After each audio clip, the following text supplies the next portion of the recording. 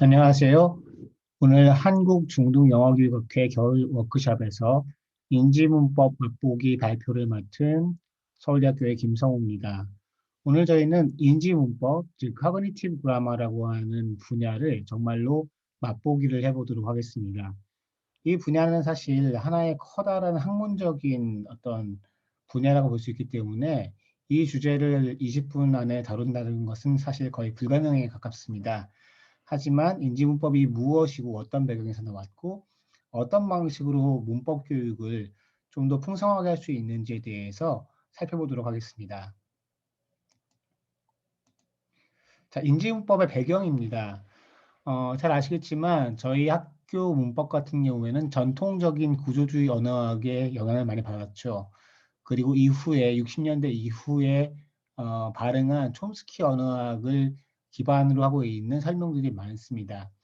그런데 인지 언어학적 접근법이라고 하는 것은 이런 구조주의 언어학과 촘스키 언어학을 비판하면서 발행을 하게 됐습니다.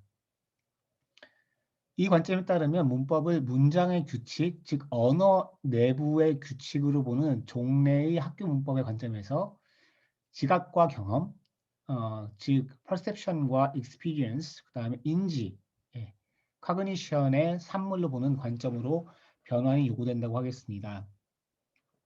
따라서 인지 언어학적인 배경에서 나온 인지 문법은요, 언어의 규칙성을 인지적이고 개념적인 질서로 설명하려고 하는 노력이라고 볼 수 있겠습니다.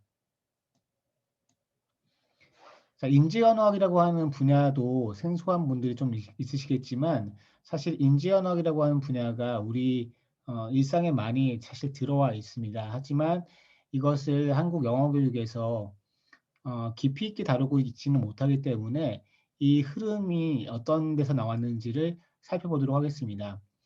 인지언어학이라고 하는 것은 사실은 인지과학적인 접근법의 산물이라고 볼 수 있겠습니다.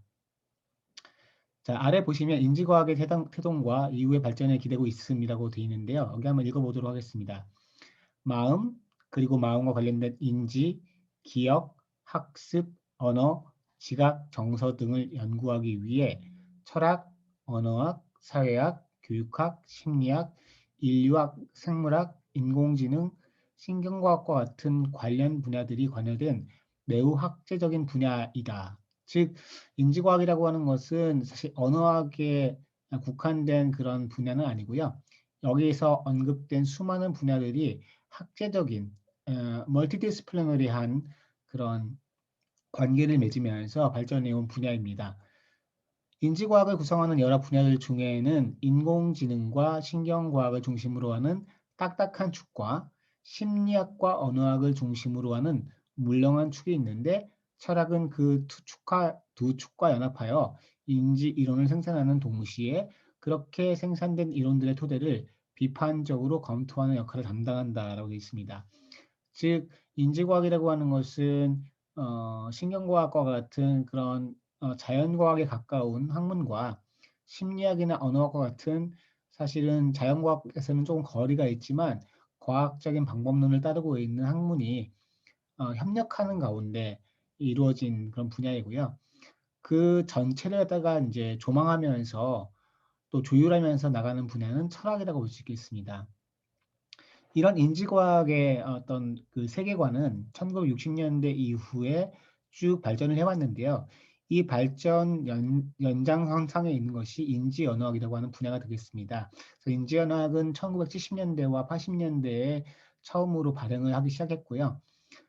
보통 이제 촘스키 언어학의 가장 중요한 이제 그 과가 MIT의 링구스틱스, 노암 촘스키가 지금도 재직하고 있는 MIT 언어학과의 그 헤드쿼터를 두고 있다면 인재현학 같은 경우에는 조금 다른 지역에서 특히 캘리포니아 지역에서 버클리와 같은 학교를 중심으로 어, 이제 발전되고 진행이 되고 있습니다.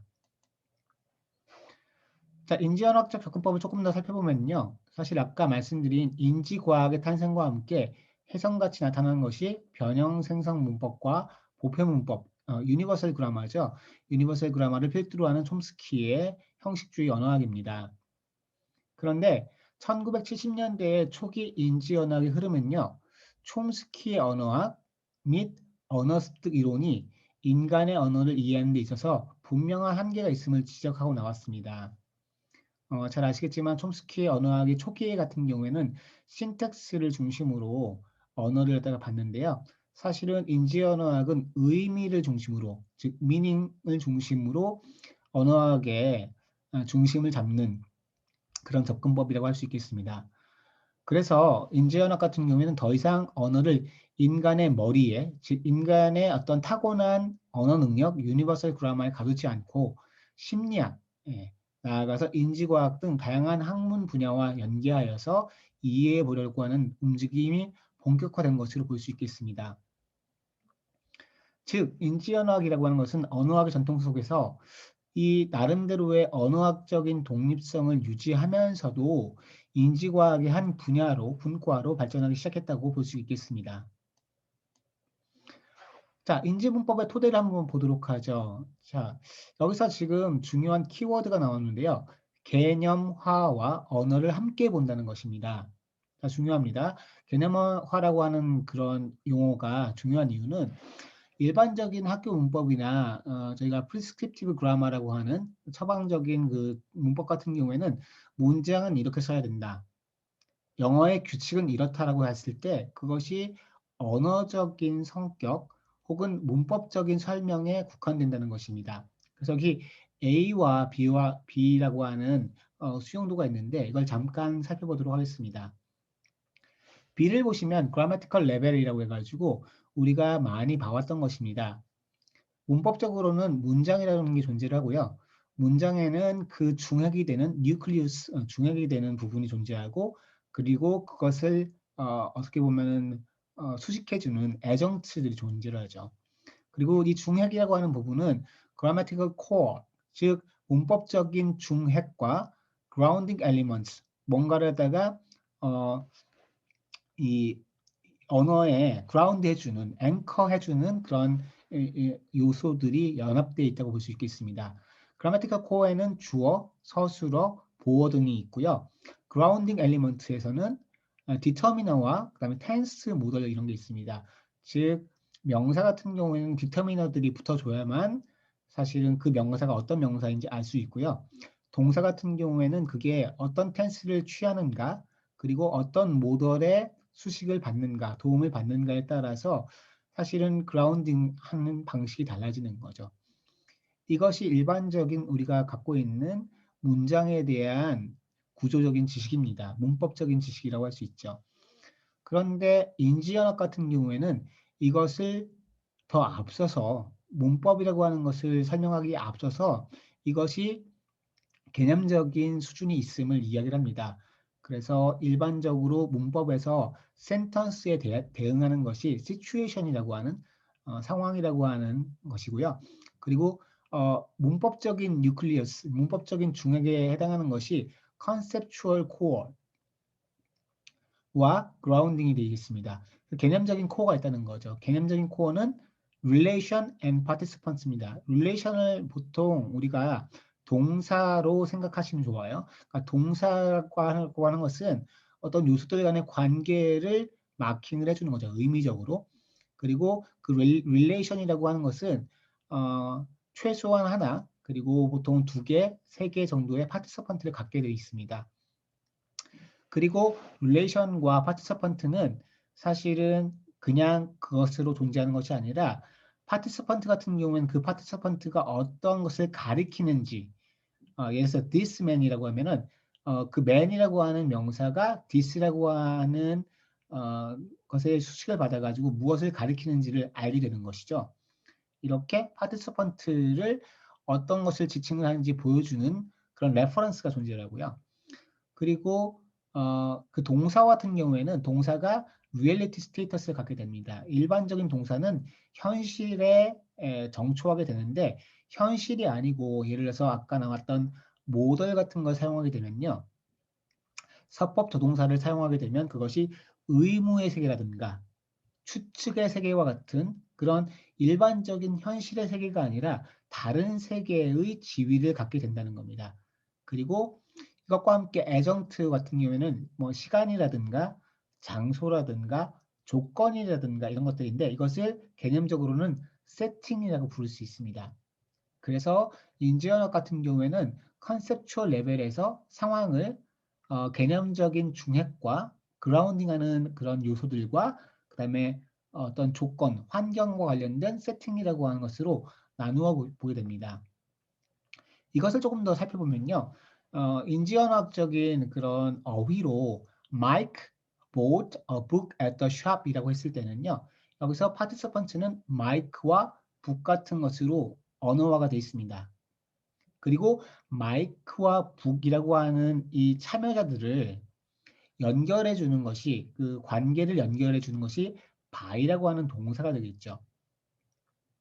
그리고 여기서 아까 얘기했던 그라운딩 엘리먼트들이 있습니다. 그라운딩 엘리먼트 중에서 파티시펀트에 해당하는 마이크와 북을 먼저 살펴보면은 마이크 같은 경우에는 고유명사이기 때문에 굳이 다른 요소를 사용해서 그라운딩을 해줄 필요가 없어요. 마이크는 그냥 마이크인 것이죠. 그러나 북 같은 경우에는 명사로서 보통은 북이나 북이나 북이나 뭐 북스와 같은 식으로 그라운딩이 필요합니다. 이 경우에는 하나라고 하는 의미를 갖고 있는 어라고 하는 그런 관사가 사용되게 됩니다. 그래서 북해서 북이라고 하는 것이 사전에서 나와서 실제 문장에 이렇게 그라운드 자리를 잡을 때는 어라고 하는 관사가 필요했던 것이죠. 그리고 이것이 일어난 이 중핵이 일어난 그런 세팅으로서는 at the shop이라고 하는 부사구가 사용되게 됩니다. 자, 이런 관점에서 보자면요. 인지문법의 관점에서는요. 문법이라고 하는 것이 맞는 문장을 쓰는 법이다. 이것도 물론 맞는 얘기입니다. 그래서 보통 우리가 학교에서 얘기하는 맞는 문장을 쓰는 법이라기보다는 사실은 인지문법의 관점에서는 조금 달라요. 어떻게 보냐면요. 맞는 문장을 쓰는 법이라는 말도 맞는데 관점이 좀 달라서 사실 인지문법은 물리적이고 심리적이고 개념적인 세계가 있습니다. 우리가 살아가는 이 우주가 있고요. 우리가 생각하는 심리적인 것이 있고 인간이 만들어낸 수많은 개념들이 있습니다. 평화라든가 자유라든가 이런 개념들이 있습니다. 그 세계에서 우리가 문법을 하다가 쓴다고 하는 것은 뭐냐면 참여자들, 즉 파티시펀트들을 캐스팅하는 거죠. 아까 같은 경우에는 마이크와 북이라고 하는 걸 캐스팅을 했습니다. 이렇게 캐스팅을 하고요.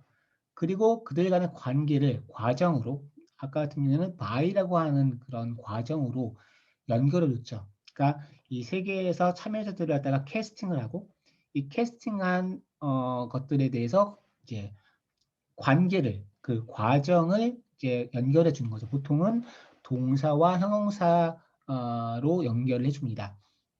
그리고 이것들이 어떤 환경에서 어떤 조건에서 어떤 시간과 공간에서 일어나고 있는지를 갖다가 언어적으로 매개하는 방식이라고 볼 수 있습니다.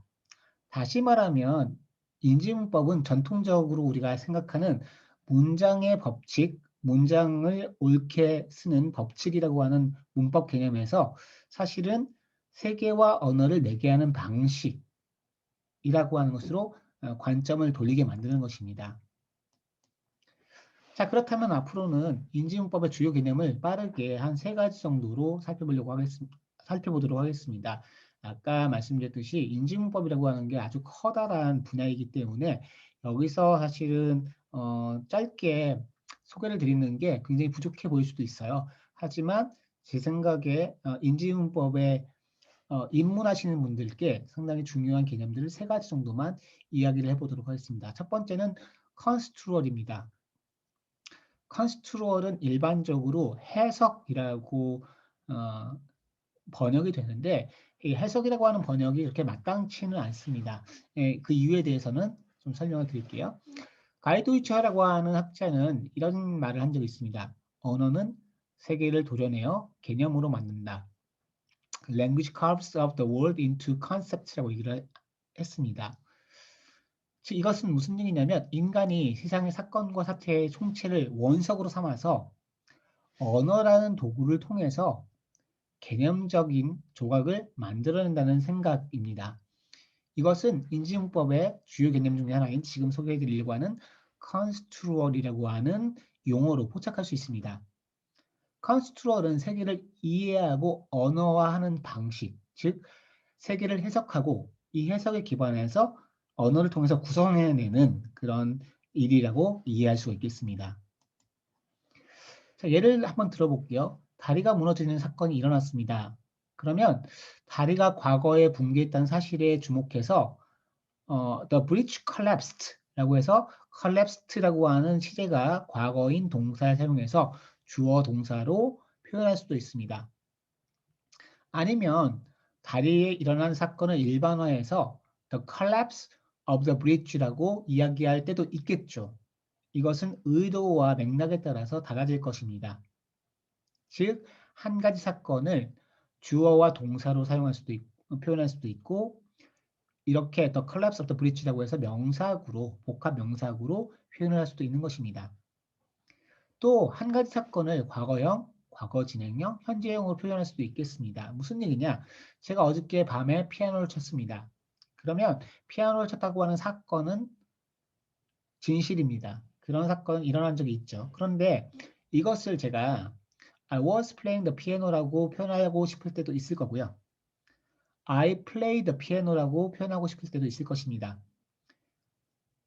반면에 제가 어저께 밤에 제가 피아노를 친 사건을 생생하게 현재에 보여주는 것처럼 중계하는 것처럼 이야기를 한다면 I now play the piano와 같이 사용할 수도 있을 것입니다.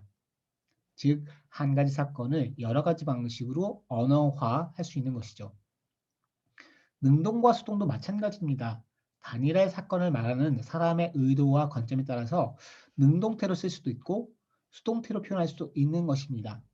즉, 이 세계는 언어가 한 가지로만 표현하는 것이 아니라 여러 가지 방식으로 표현을 하는 것이죠. 그리고 그렇게 여러 가지 방식으로 표현할 수 있는 도구를 제공해 주는 것이 바로 문법이라고 할 수 있겠습니다. 자, 컨스트럭 관련된 굉장히 재미난 예시가 있어서 하나 가져와 봤습니다. 자, 미국의 전 부통령 체니 부통령이 있는데요. 사고로 사냥총으로 친구인 휘팅턴이라고 하는 사람을 쏜 사건이 있었습니다. 이거 오래전 일인데요. 이거에 대해서 여러 가지 컨스트루얼이 존재할 수 있겠죠. 단도직입적으로 말한다면 체니 샷 해리 휘팅턴이라고 이야기할 수 있습니다.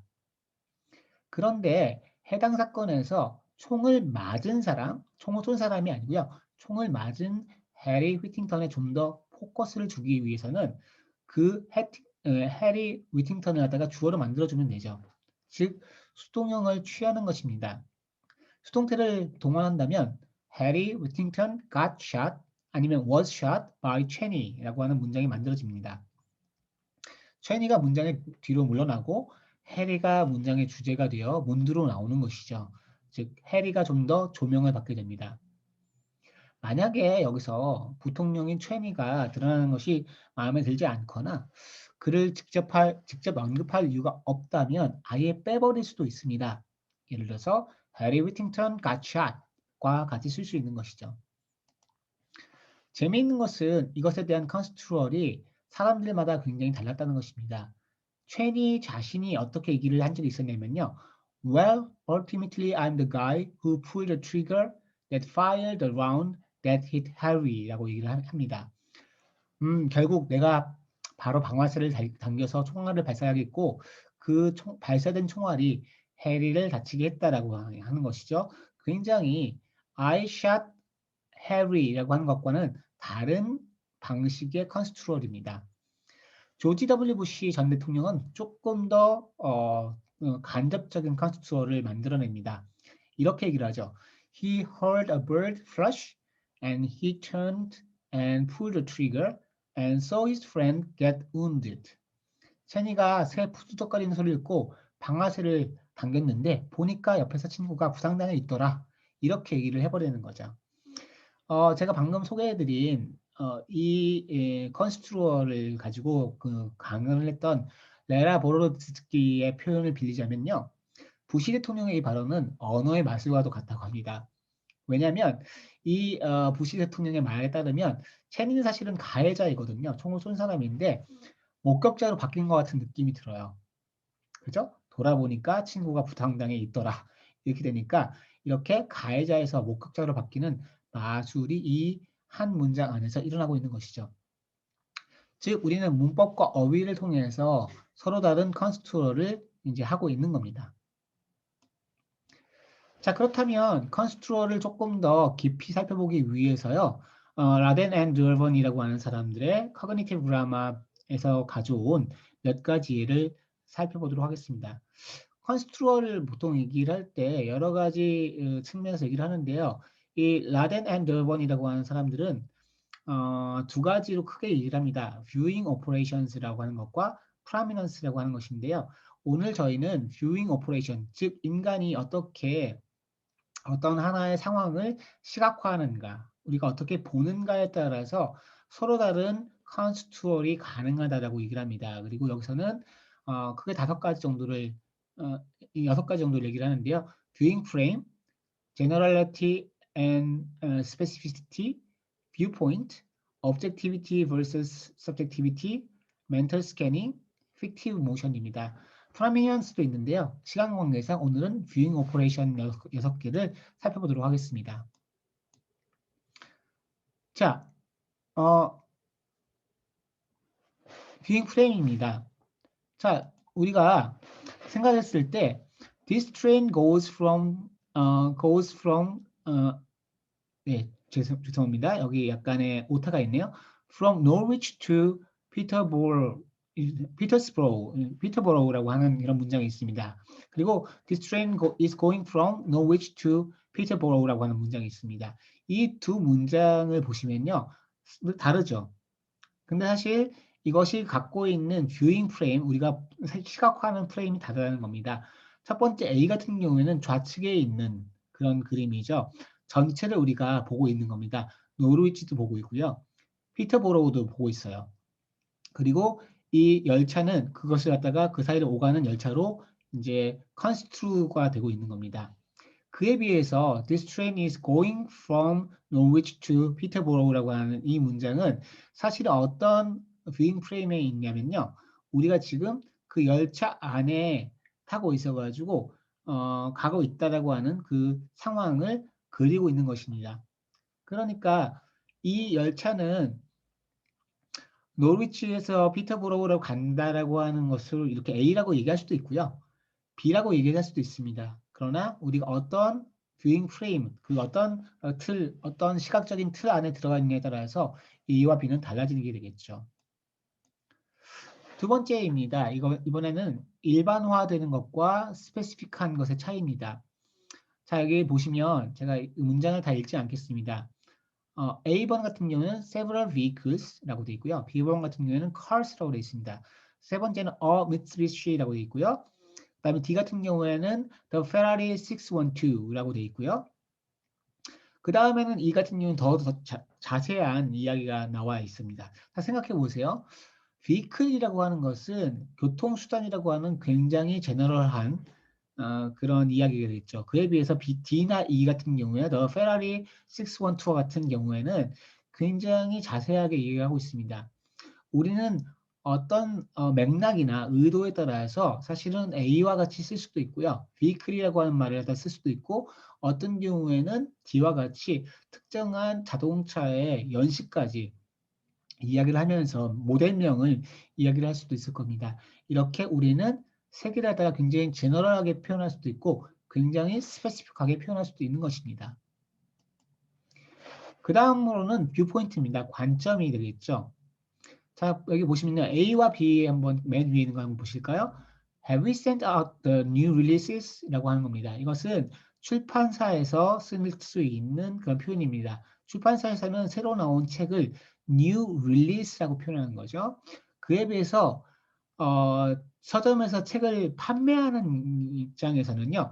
Have we displayed the new arrivals? 라고 얘기를 합니다. 그러니까 같은 책인데도 출판사에서 입장에서는 릴리스가 되는 것이고 서점 판매를 하는 서점의 입장에서는 어라이벌이 되는 것입니다. 자, 이것이 어떤 어휘에 들어가 있는 경우도 있죠. 예를 들면 맨 아래 보시면 My parents are coming to my graduation. coming이라고 하는 것과 I'm going to my sister's graduation이라고 하는 게 있습니다.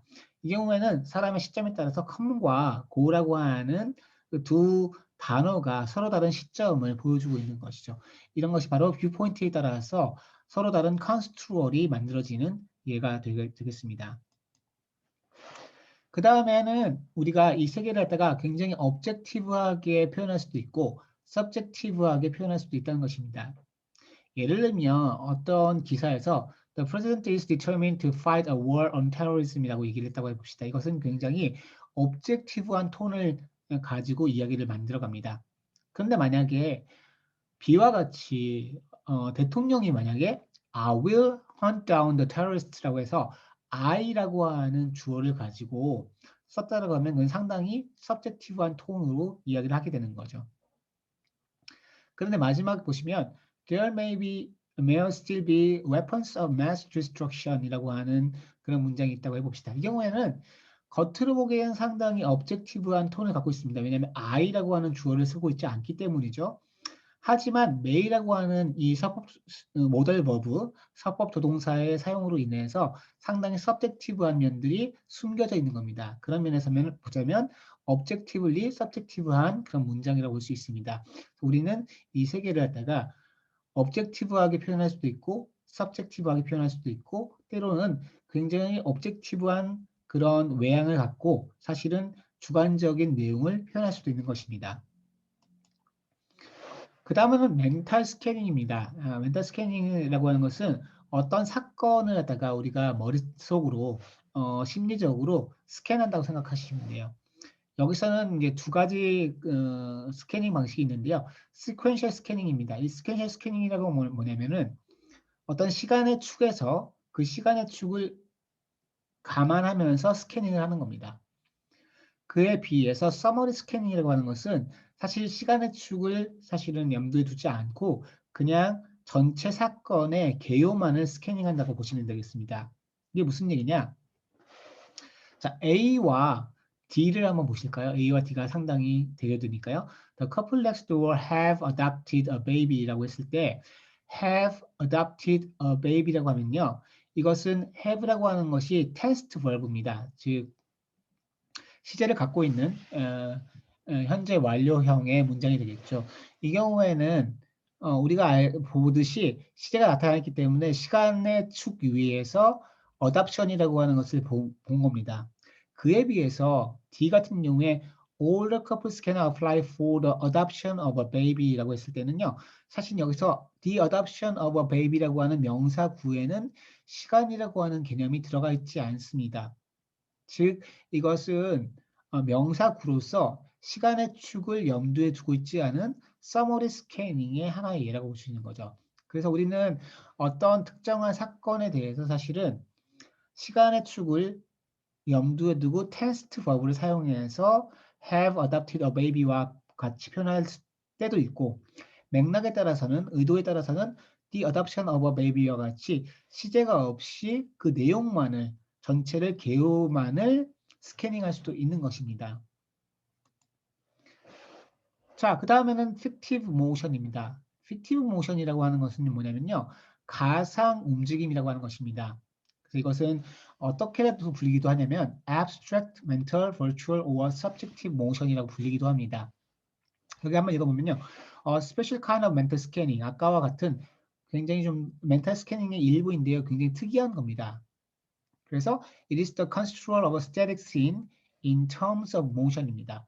그러니까 static scene이니까 정지에 있는 고정되어 있는 장면을 마치 움직이는 것처럼 우리가 표현할 수 있다는 겁니다. 예를 들어 봅시다. The gate leads into the garden이라고 해봅시다. 그러면 lead into라고 하는 것은 어떤 움직임을 표현하고 있는데 사실은 게이트도 가든도 움직이고 있지 않아요. 그런데 이 게이트라고 하는 것이 가든으로 이끌어준다라고 하는 표현을 쓰고 있습니다. 조금 더 명확하게 이런 픽티브 모션이 드러나는 게 B 같은 문장입니다. The cliff drops down 600 feet이에요. drop down이라고 하는 것은 사실은 움직임을 나타내고 있는 동사구가 되겠죠. drop down이니까요. 하지만 클리프라고 하는 이 대상은 움직이지 않습니다. 그래서 드롭다운이라고 하는 게 움직이고 있지 않은 스태틱한 클리프라고 하는 것을 갖다가 마치 움직이는 것처럼 이렇게 표현을 하고 있는 거죠. 이런 것들은 영어에서 굉장히 자주 나오는 표현입니다. 자, 여기서 이제 컨스트루얼을 많이 살펴봤고요. 그 다음으로 이제 살펴보려고 하는 두 번째 개념은 컨스트럭션이라고 하는 그런 개념입니다. 자, 구문 문법이라고 하는 그 커그니티브 그라마와 함께 그 어떤 굉장히 연관이 깊은 그런 그라마가 있습니다. 이 구문 문법에서 가져온 개념입니다. 전통적으로 우리가 학교 문법에서는요, 구문 문법이라고 했을 때 구문을 동사 활용의 패턴 같은 의미로 사용을 하죠. 동사가 어떤 패턴으로 사용이 되는가. 그런데 인지 언어학에서 말하는 혹은 인지 문법에서 말하는 구문은 훨씬 더 확장된 개념이라고 볼 수 있습니다. 그래서 아까 말씀드린 학교 문법에서의 구문이라고 하는 게 phrase라든가 패턴 혹은 스트럭처에 가까운 그런 의미라면 인지 언어학에서의 구문은 constructions에 가까운 그런 의미가 됩니다. 구체적으로 봤을 때 일반적으로 구문 construction은요, 형식과 의미의 결합체라고 이해가 됩니다. 중요한 것은 form and meaning pairings입니다. form만 있는 것도 아니고 meaning만 있는 것도 아니고 이것들이 페어가 돼서 결합이 돼가지고 있는 것이 바로 구문이라고 할 수 있겠죠. 이에 비해서 전통적인 학교 문법에서의 오형식이라고 했을 때는요, 이것은 형식입니다. 스트럭처에 가깝죠. 그 자체가 의미를 갖고 있다기보다는 그 형식이 있고 텅 빈 형식이 있고 그 형식에 적당한 동사들이 들어가서 자리를 채워줘야지만 그 의미가 만들어지는 거죠. 하지만 인지문법에서 말하는 construction은요, form and meaning pairing이라고 할 수 있습니다.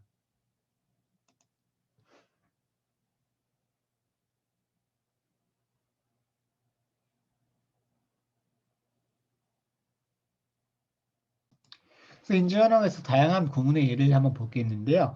전통적으로는 우리가 문법과 어휘를 다르게 생각을 합니다. 문법부가 있고 그 다음에 어휘부가 있어서 이것이 인터랙션 한다고 생각하는데요. 사실 인지언어학적인 관점에서는 문법과 어휘를 통합적으로 봐서 구문이라고 하는 것으로 이해를 하는 그런 접근법을 취하고 있습니다. 골드버그 2003년도의 논문에 의하면 일반적으로 대표적인 컨스트럭션은 이런 것이 있습니다. 예를 들어서 몰킴, 형태소, word, 그죠? 단어, complex word, idiom, 그 다음에 코베리에이셔널 컨디셔널, 예를 들어서 더 비교급, 더 비교급. 그 다음에 다이트란지티브, 목적어 두 개 나오는 보통 우리가 간접 목적어와 직접 목적어라고 얘기를 하는 그런 다이트란지티브가 있습니다. 패시브도 하나의 구문이 되겠죠. 이 모든 것들이 구문이고요. 여기보다 훨씬 더 많은 구문들이 존재를 합니다. 이건 대표적인 예라고 볼 수 있습니다. 자, 그러면 아까 제가 이런 말씀을 드렸어요. form, meaning, pairings, 즉 construction은 form과 그 형태와 meaning, 의미가 결합된 것이다라고 얘기를 드렸어요. 그러면 이런 질문이 나올 수 있겠죠. 그러면 사형식 구문에 사형식 구조에 무슨 의미가 있느냐라고 하는 겁니다. 그랬을 때 우리가 생각할 수 있는 것은 사형식 구문은 어떤 무언가를 갖다가 어떤 대상에게 트랜스퍼 한다라고 하는 의미를 가지고 있다라고 이야기를 할 수 있습니다.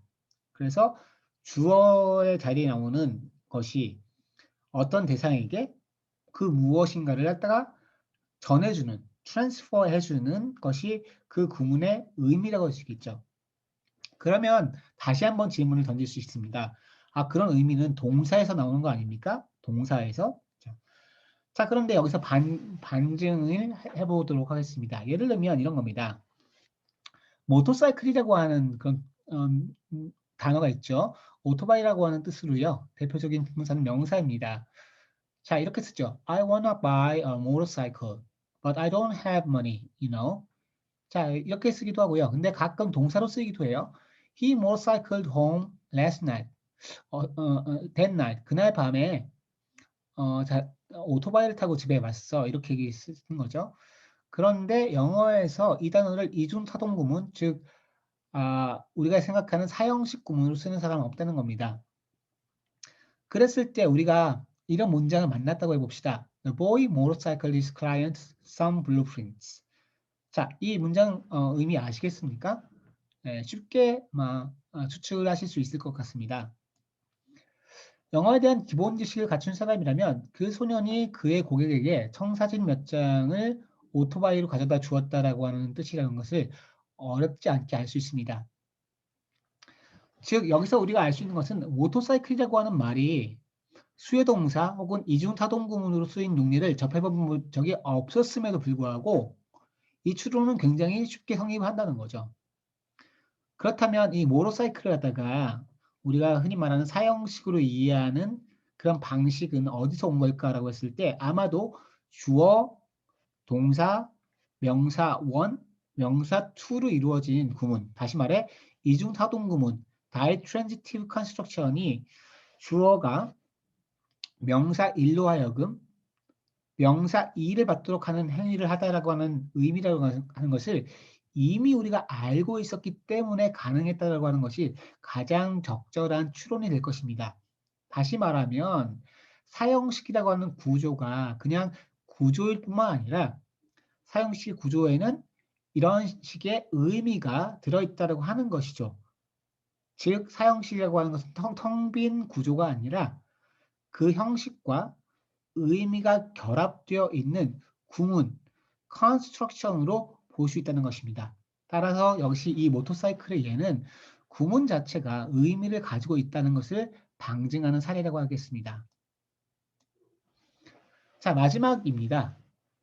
마지막으로는 인지문법의 주요 개념을 Force Dynamics라고 하는 것으로 살펴보도록 하겠습니다. 여기 왜 갑자기 물리학에서 얘기하는 Force Dynamics가 나오느냐라고 얘기하실 수도 있는데요. 인지문법은 사실 여러 가지 설명 방법을 동원하는데 몇몇 문법 현상을 갖다가 힘 역학의 관점에서 설명을 하고 있어요. 대표적으로 힘 역학의 관점을 취하고 있는 것이 서법조동사 모덜버브의 머스트의 두 용법을 다음 페이지에 보여드릴 그림과 같이 설명하는 것입니다.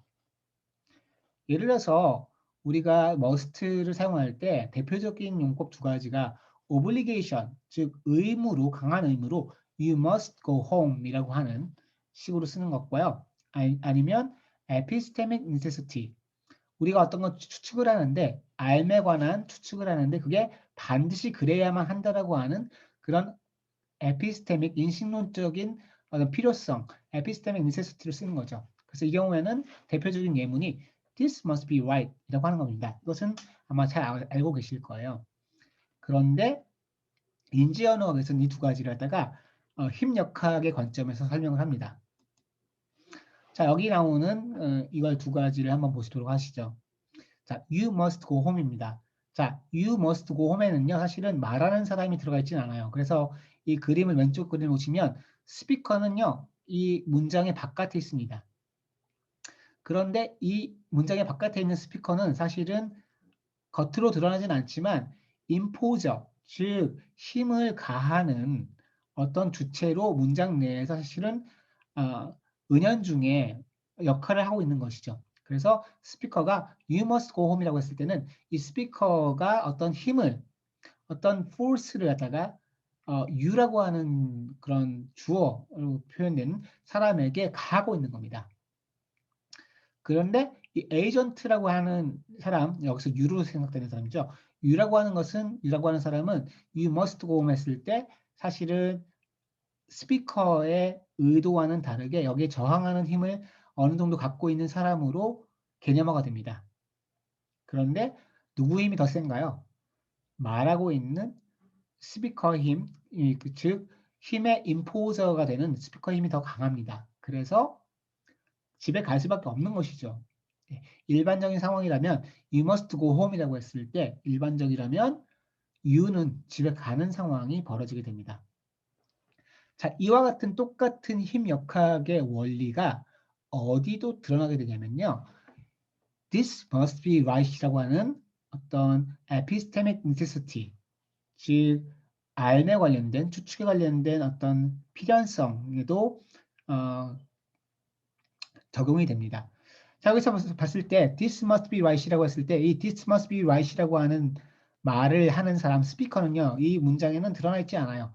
this라고 하는 게 그 주어이긴 하지만 이 말을 하는 사람이 만약 I라고 한다면 이 I는 문장의 바깥에 있죠. 그래서 문장의 바깥에 S로 표현이 되어 있습니다. 그런데 이 사람은 뭔가를 추측하는데요. 아직까지는 uncertain한 상황이에요. 근데 위에 보시면요. evolutionary momentum이라는 게 있습니다. 이게 무슨 얘기냐? 점점 어떤 증거가 쌓여간다는 겁니다. 이제 힘이 어떤 가해지는 것이 뭐냐면 점점 저한테 증거가 쌓이는 거예요. 그래서 어떤 순간이 오냐면 this must be right 이라고 하고 말할 수밖에 없는 순간이 오는 거죠. 증거가 쌓이게 되면요. 그래서 evolutionary momentum이라고 하는 것은 제가 어떤 uncertainty, 확실하지 않은 것을 갖다가 확실성 쪽으로 가게 하는 힘으로 작용을 하게 됩니다. 그래서 그 힘이 충분하면 제가 이렇게 얘기할 수 있는 거죠. This must be right. 이렇게 얘기할 수 있는 거죠. 그래서 여기서 재미있는 건 뭐냐면 사실은 obligation과 epistemic necessity가 우리는 일반적으로는 다른 식으로 설명을 하게 되는데 이 경우와 같이 같은 힘 역학의 작용으로 설명할 수 있다는 겁니다. 왼쪽 you must go home에서는 말하는 사람의 imposing 하는 그런 힘이 강했을 때이고요. 그 다음에 오른쪽과 같은 this must be right과 같은 예에서는 내가 의심이 있는데 이 의심을 사실 뒤집을 만한 그런 증거들이 evolutionary momentum 점점 쌓여올 때 어느 순간 must라고 얘기할 수 있는 거죠. 자, 이 얘기는 또 다른 어떤 모델에서도 사용할 수 있는데요. 그게 뭐냐면 바로 permission과 epistemic possibility를 이야기하는 may라고 하는 조동사에 대해서도 사용할 수 있습니다. 그래서 우리가 허락을 해줄 때 you may go home입니다. 이렇게 많이 얘기를 하죠. 그 다음에 추측에 관련된 것을 어떤 확실하지는 않지만 그럴 것 같다라고 이제 얘기를 할 때 epistemic possibility라고 하는 것에서 this may be right이라고 얘기를 할 수 있습니다. 이 두 가지는 보통 우리가 학교 문법에서는 따로 설명을 해주는 거죠. 그런데 아까 말씀드린 힘 역학의 관점에서 보면요. 이 두 가지를 통합적으로 설명을 할 수 있습니다. You may go home에서는 이런 거예요. you라고 하는 사람과 go home이라고 하는 행위 사이에 어떤 방해물이 있습니다. 걸림돌이 있어요. 그런데 may라고 했을 때 이 may라고 얘기하는 사람, you may go home이라고 얘기하는 사람이 사실은 뭐냐면 permission giver입니다. 재밌는 건 뭐냐면요. 재밌는 건 뭐냐면 you may go home이라고 했을 때 이것을 어떻게 이해할 수 있냐면 원래는 you가 go home 하기 위해서 중간에 방해물이 있습니다. 방해물이 있는데요. 말하는 사람이 이 방해물을 갖다가 어떤 권위나 어떤 권력을 가지고 치워주는 겁니다. 방해물을 갖다가 제거해 주는 거죠. 그것이 바로 여기서 나오는 permission giver에서 may라고 하는 것을 갖다가 이제 중간에 놓은 게 그겁니다. 그것을 제거해 주는 겁니다. 그래서 원래는 you가 go home 하고 싶은데 사실은 못 가고 있어요. 그런데 스피커가 중간에 방해물을 제거합니다. 오른쪽 한번 보실까요? epistemic possibility에서 this may be right이에요. 자, this be right이라고 하는 proposition, 즉 명제가 있습니다. 이것이 맞다라고 하는 명제가 있어요. 그런데 어떤 게 있냐면요. counter evidence들이 있어요. 반대되는 증거들이 있다는 거죠. 그런데 여기서 어떤 것들이 쌓이게 되냐면 이 반대되는 증거가 아니라고 하는 증거들이 쌓이게 됩니다. 그게 힘으로 작용을 하는 거죠. 그래서 그런 증거들이 어느 정도까지 하면 그 카운터 에비던스의 힘이 제거가 되는 겁니다. 그래서 this may be right이라고 하는 게 이게 맞을 수도 있다라고 하는 뜻이 되는 거죠. 이렇게 보면요. You may go home이라고 하는 것에서 작용하고 있는 어떤 개념적인 것과 this may be right에서 작용하고 있는 개념적인 어떤 힘이 동일하다고 볼 수 있는 겁니다.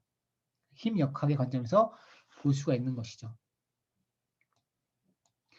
자, 이제 결론으로 가보도록 하겠습니다.